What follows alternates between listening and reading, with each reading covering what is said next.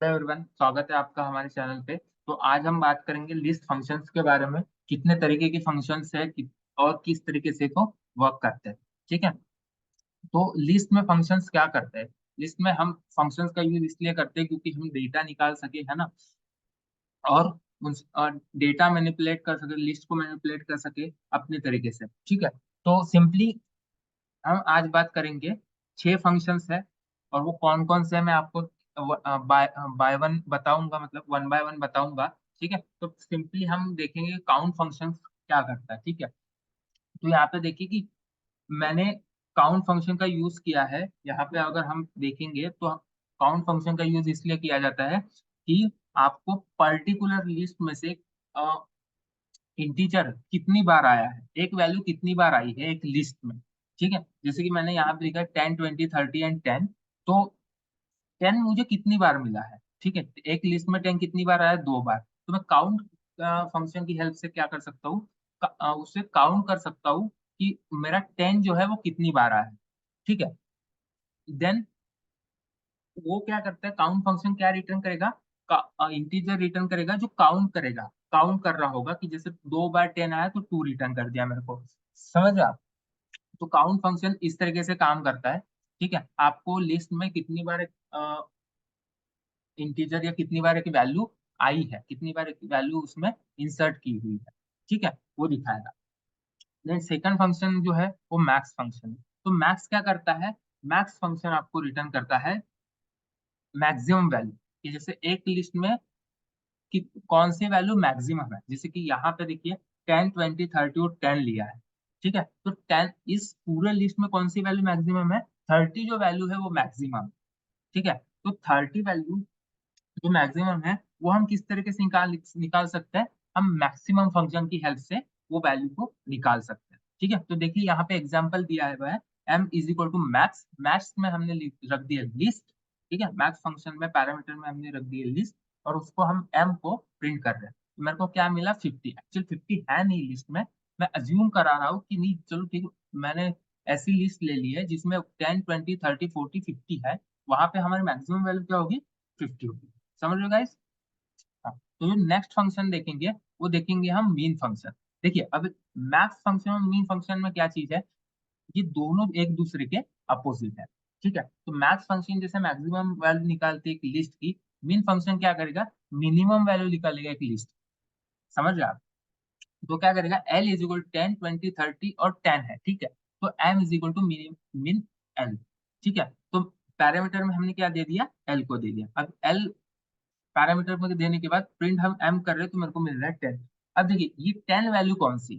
ठीक है। वो क्या करेगा, वो पूरी लिस्ट को चेक करेगा कि इसमें सबसे मिनिमम वैल्यू कौन सी। 10 अगर 2 बार आया तो एक ही बार प्रिंट करेगा भाई 10 है, तो 10 सबसे मिनिमम।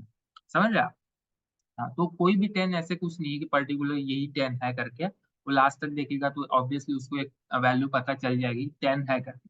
ठीक है। तो minimum mean function value return करता है, वो भी सबसे मिनिमम वैल्यू। ठीक है। अभी सॉर्ट फंक्शन देखिए कि सॉर्ट फंक्शन क्या करता है। तो सॉर्ट फंक्शन जो काम करता है वो क्या करता है कि वो सॉर्ट करता है लिस्ट को। अब सॉर्ट दो तरीके से हो सकते हैं, एक हो सकता है डिसेंडिंग सॉर्ट करता है और एक करता है असेंडिंग। ठीक है। तो यहाँ पे किस तरीके से हुआ कि S is equal to L dot sort कर दिया हमने। तो सॉर्ट फंक्शन का यूज करके हमने क्या कर दिया, प्रिंट कर दिया एस को। ठीक है। तो उसमें क्या हो गया कि मेरे को जो लिस्ट मिली है वो क्या मिली है कि 10, 10, 20 और 30। अब उसने 10, 10 2 बार क्यों दिया, क्योंकि सॉर्ट करते टाइम वो बाय डिफॉल्ट असेंडिंग ऑर्डर में सॉर्ट कर रहा है। ठीक है। वो डिसेंडिंग में नहीं कर रहा है। तो वो बाय डिफॉल्ट जब असेंडिंग ऑर्डर में सॉर्ट करे तो अगर दो वैल्यू है जो डबल 2 बार आई है तो 2 बार वैल्यू को आगे पीछे में वो लिस्ट में स्टोर कर देगा। ठीक है। समझ रहे हैं। तो सॉर्ट फंक्शन सॉर्टिंग करता है लिस्ट का। ठीक है। देन उसके बाद आता है रिवर्स फंक्शन। अब रिवर्स फंक्शन क्या करता है, रिवर्स फंक्शन करता है लिस्ट को रिवर्स।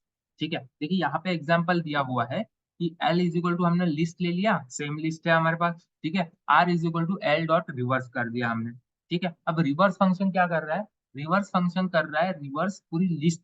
ठीक है। तो अगर हमने प्रिंट आर कर दिया है तो देखिए यहाँ पे क्या हुआ है कि 10, 30, 20 और 10 है। ठीक है। तो 10, 30, 20 और 10 मतलब क्या होगा कि उसने पीछे से पूरा रिवर्स कर दिया, है ना। पहले हमारी लिस्ट क्या थी, 10, 20, 30 और 10 थी। अब हमारे पास लिस्ट कौन सी है कि 10, 30, 20 और 10। समझ रहे हो? तो रिवर्स फंक्शन क्या करता है, लिस्ट को रिवर्स कर देता है। ठीक है। और जो लास्ट फंक्शन है हमारा वो है इंडेक्स। ठीक है। तो अभी इंडेक्स किस तरीके से काम करता है, तो इंडेक्स फंक्शन क्या करता है, आप कोई भी वैल्यू अगर ऐसी वैल्यू दे रहे हो उसमें पैरामीटर में जो हमारे लिस्ट में है, तो वो क्या करेगा, वो सिंपली आपको इंडेक्स रिटर्न कर देगा कि ये पर्टिकुलर इंडेक्स में ये वैल्यू लिस्ट में स्टोर है। समझ रहे हैं? तो हमने जो एग्जाम्पल लिया है वहाँ क्या लिया है, I is equal to L dot index. L हमारा लिस्ट है ना, और उसमें हमने इंडेक्स में 20 पैरामीटर को स्टोर कर दिया। ठीक है। तो उसमें क्या हुआ कि प्रिंट हमने आई कर दिया तो हमको मिला 1। अब 1 इंडेक्स कैसे है कि इंडेक्सिंग हमेशा 0 से स्टार्ट होती है। तो 10, उसके बाद हमने ले लिया 20, है ना। तो 20 जो है वो हमको इंडेक्स मिल गया। वो पूरी लिस्ट को पहले देखिएगा कि लिस्ट में 20 कहाँ है, जो उसको पहले 20 मिलेगा उसी का वो इंडेक्सिंग मिलेगा। समझ रहे आप? तो 20 इंडेक्स कौन सी इसमें है, 1 में है। ठीक है। तो उसने दे दिया इंडेक्स। ठीक है। Index number 1। ठीक है। तो गाइस ये हो गया हमारा कि लिस्ट फंक्शंस हो गए जो वर्क करते हैं लिस्ट पे, है ना। 6 फंक्शंस हमने देखे हैं। तो गाइस आज के लिए सिर्फ इतना ही। ये हो गया थेरोटिकली मैं अगली वीडियो में बताऊंगा आपको प्रैक्टिकली करके सारी चीजें। ठीक है। तब तक के लिए thank you very much guys.